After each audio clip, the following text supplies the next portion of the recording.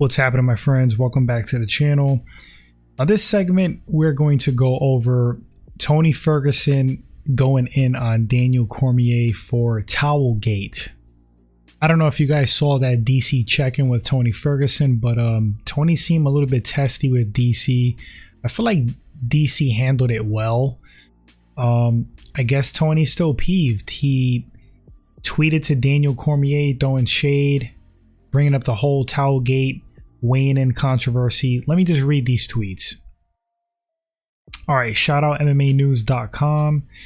So let's see. Tony Ferguson tweets, "How not to make weight, ladies and gentlemen. Should have stripped them like they did Charles do Bronx. Shout out to all those doing it right and keeping the sport clean." And you can see the video of DC weighing in, where they kept the towel taut. DC pushes down on it, which 100% could take pounds off the scale. So in essence, DC cheated. Daniel Cormier fires back, "Tony, please stop.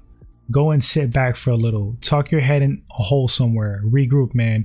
Recover, spend some time with your family. Like, just please stop. I plead with you. It's not a good look. Like, you're making me sad." Tony responds to this. Tony comes back with, "Lay off the yay, buddy." Emoji kind of like blowing something out of his nose. Not a good look. Eyeballs. "You make yourself look sad. I'm already back to work. I don't quit like you. Enjoy your retirement with fathead." DC comes back again. "Okay, Tony, now you're reaching. Are you saying I do cocaine? I'm so confused now. I don't know why you're after me. Get Michael Chandler. He's the one that kicked your face, not me." All right, so I want to address a few things. As far as DC quitting, I don't think DC quit. DC has had an awesome, long, storied career. Nothing to be ashamed of, you know, with DC's accomplishments. He just got entered into the Hall of Fame. That's freaking huge. So I don't really understand that jab by Tony Ferguson unless I'm missing something. But as far as the weigh-in controversy, I do get Tony's point, because there have been some funny stuff on the scales that have been overlooked. Daniel Cormier's Towelgate for one.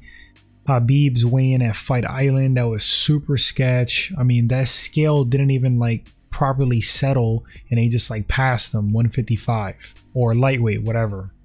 And I could definitely name some more instances, weigh-ins or not, just like other things where certain fighters, you know, they're given more leeway and other fighters are more scrutinized.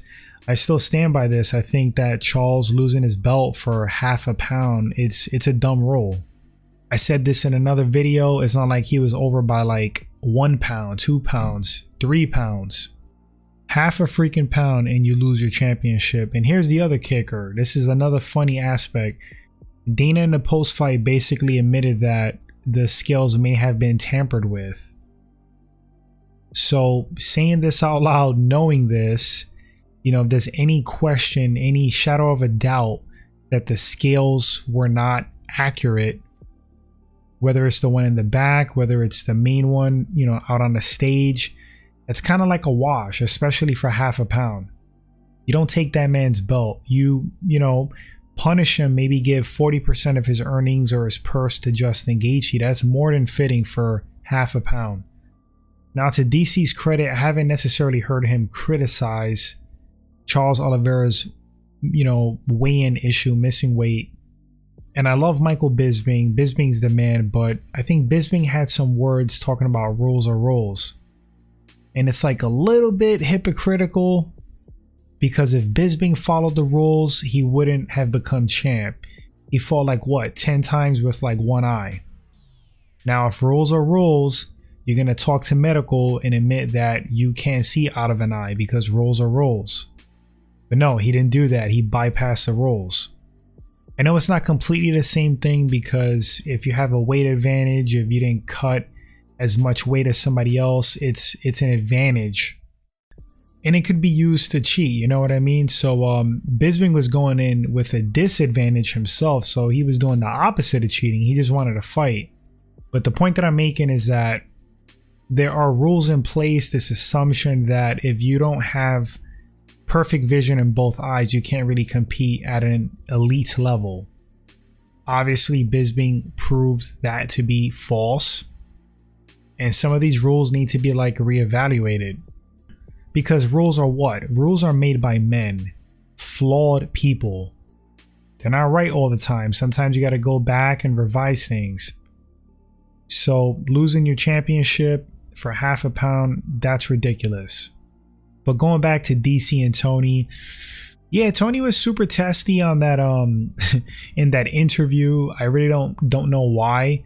But Tony's always kind of like that with the media. It doesn't matter if DC's a former, fighter and a legend. Tony's gonna be Tony. He tells it like it is. He speaks his truth, and he really doesn't care whether you like it or not. I feel a little bit bad for DC, but facts are facts. DC definitely cheated on that scale. But again, to his credit, I did not hear him criticize Charles Oliveira. We do know 100% that, like I said, certain fighters get away with things. If it was another fighter on that scale, I'm not going to drop any names, I don't think they would have lost their belt. But you guys let me know in the comment section, what do you think about this back and forth? Does Tony have a point? Do you feel bad for DC that he's being singled out? I want to read what you guys think. Thanks for watching the video, and I'll catch you guys on the next segment.